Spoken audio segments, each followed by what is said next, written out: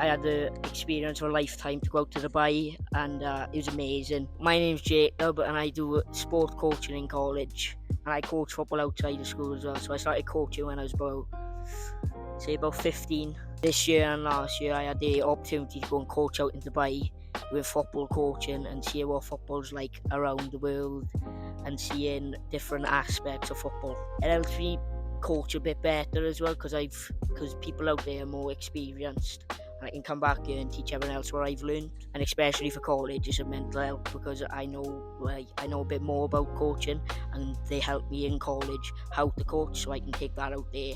I can bring what I learned back there from here. Hopefully in the future I get to move away and do what I love doing, and the college being such a big help. As soon as I think I finish college, I'm going to try and get experience to work away, and that's all I want to be, as a football coach.